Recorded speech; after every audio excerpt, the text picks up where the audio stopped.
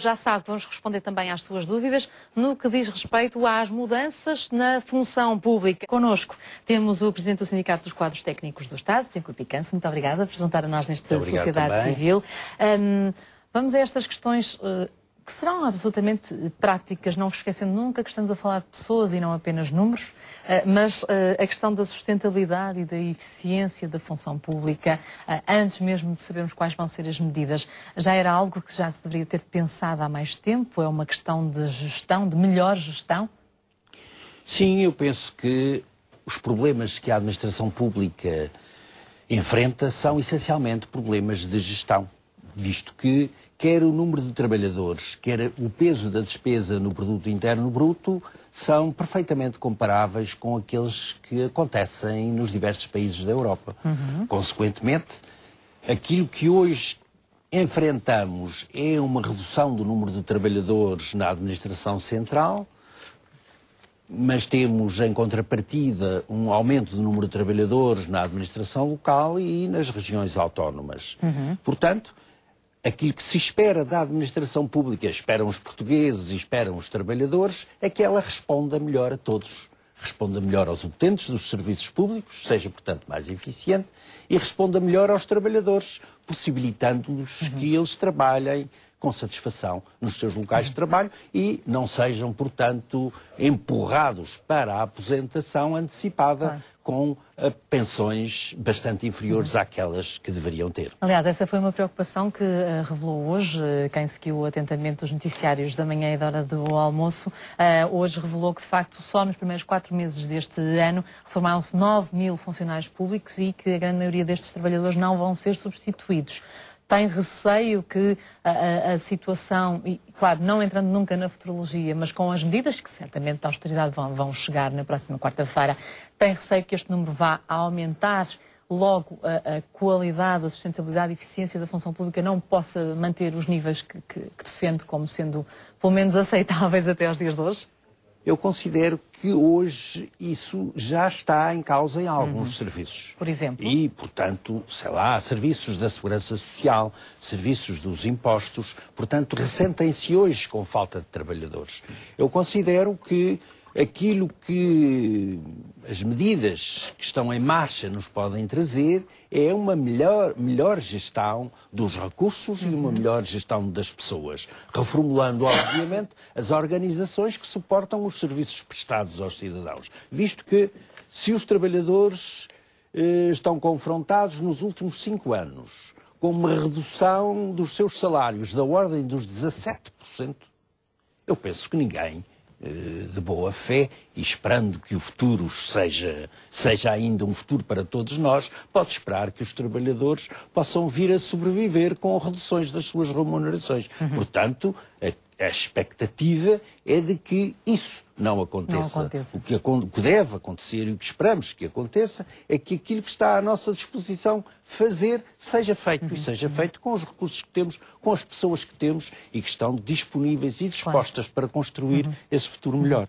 Porque disto tudo que estamos aqui a falar, o que podemos constatar é que, quer em termos financeiros, quer em termos de gestão da administração pública e de pessoas, há na prática uma total falta de transparência que não nos permite ter acesso aos números, que vulgarmente, e num país relativamente pequeno, com a informatização que existe da generalidade dos serviços, isto seria razoável termos. Não temos. E isto, do meu ponto de vista, é algo de grave, e de grave para pensarmos a organização onde estamos e o futuro que queremos.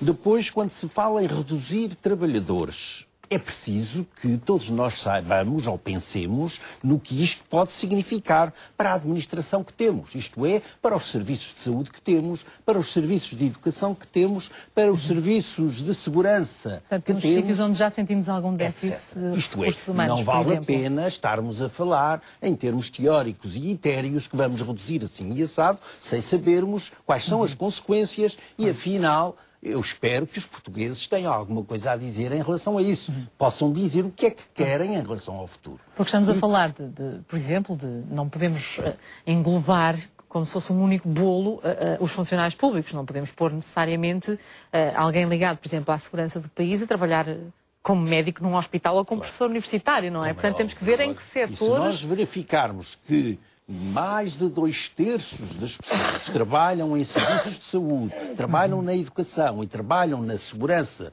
ou no apoio externo e financeiro à sustentação daquilo que é a atividade da administração, é óbvio que as margens de manobra não existem, do meu ponto de vista.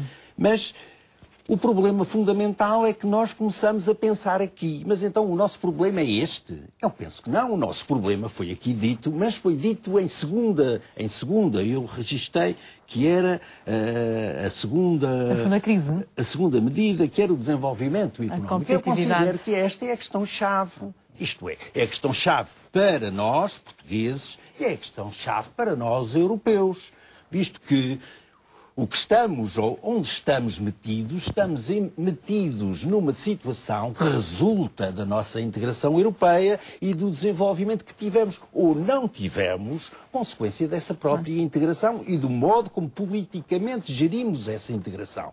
E isto ou é discutido e nós vamos decidir o que é que queremos fazer, ou não estamos a discutir isto e não vamos às questões-chave essenciais para definir o futuro e, em função desse futuro, as consequências que isso vai ter na nossa vida diária. E isto é fundamental. Mas é óbvio que eu comecei logo por dizer que, para pensarmos isto tudo, era bom que tudo isto assentasse numa transparência dos elementos que necessitamos para fazer os nossos diagnósticos e fazer as nossas propostas. E sente essa falta, não é? Porque é também essa falta de transparência que possibilita tudo e mais alguma coisa daquilo que vai acontecendo à nossa volta. Porque se acontece isto, aquilo e aquilo outro, isto deve-se a quê? É que só se acorda tarde e más horas quando se sabe por uma notícia do jornal que afinal isto foi feito assim ou foi feito assado. E isto não pode ser. A nossa democracia tem que ser uma democracia que assenta numa participação da sociedade civil toda. Não também daquela que acontece ao sábado ou à sexta. Numa sociedade civil que acontece. Todos os dias. Estou aqui legitimamente, estou aqui com muito gosto aqui neste programa da sociedade civil e como representante também dessa E de segunda a sociedade sexta. Relembro mais uma vez que na próxima semana olharemos especificamente para as reformas, não só da função pública, mas numa perspectiva geral, depois das notícias da próxima quarta-feira, mas não queríamos deixar de olhar também para esta matéria, que, como disse logo no início, tem implicância é uma das preocupações, a não reposição.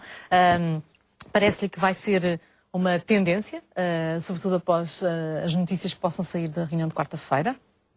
Eu penso que não. Os trabalhadores estão a aposentar-se hoje com condições semelhantes às dos trabalhadores do setor privado, visto que está já há legislação que diz que esta progressiva aproximação vai até 2014, isto é, em 2014 os trabalhadores da administração pública aposentar-se-ão com 65 anos de idade e o tempo contributivo normal de 40 anos de serviço. O cálculo da pensão também será feito considerando os períodos, quer os períodos com o anterior regime, quer os períodos com o novo regime, e, portanto, terá em conta a totalidade da carreira contributiva como a generalidade dos trabalhadores. Como foi referido na peça, as diferenças das pensões têm a ver com as diferenças das remunerações, visto que a administração pública tem um peso bastante grande dos trabalhadores mais qualificados, portanto, que têm remunerações, obviamente, superiores às dos outros. Aquilo que nós esperamos é que aquilo que se verifica agora na redução das remunerações do trabalho também não venha a verificar-se nas reduções das pensões. Claro. Isto é, o futuro não se constrói olhando para trás, o futuro constrói-se olhando para a frente. Se há pouco dizia que há uma área onde o número de trabalhadores está aumentado, é a administração local, porque tem que dar uma resposta imediata às pessoas da localidade onde está sediada o município. Consequentemente, eles têm sentido necessidade de aumentar o número de trabalhadores. Mas, obviamente, que a resposta na segurança social é também uma resposta essencial, tal como é a resposta na educação ou como é a resposta na saúde.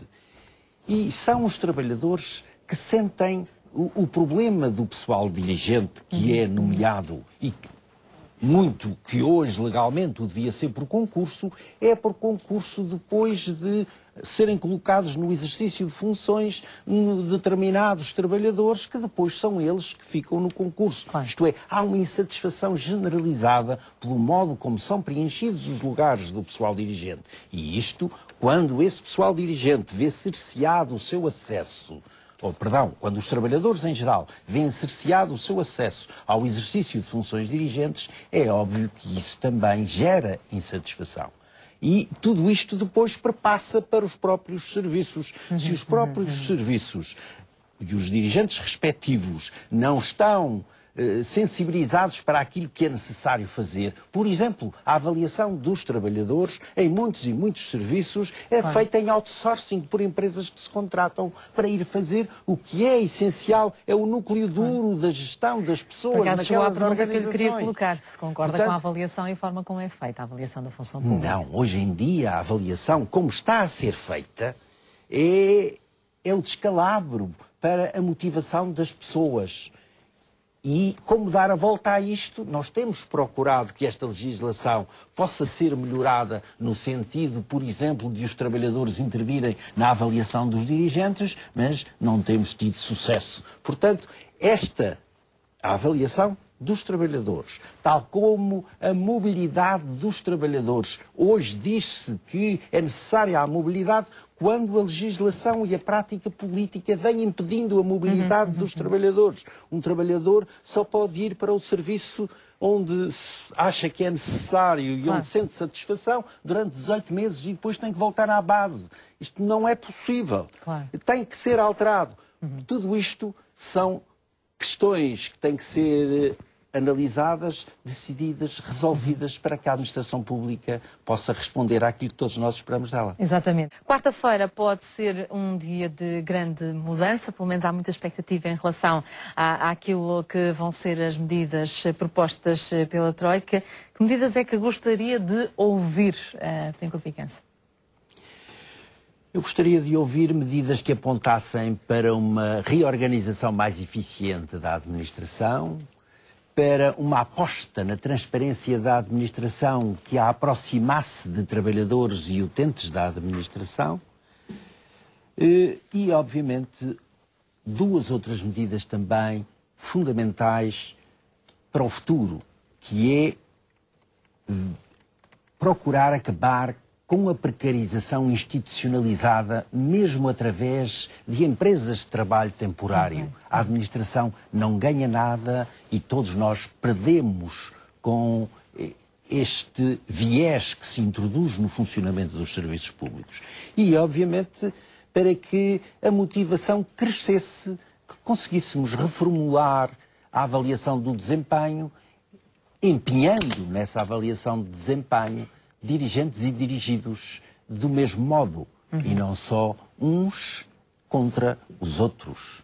E penso que com isto conseguiríamos uma administração para o futuro e não tão despesista como aqui foi referido.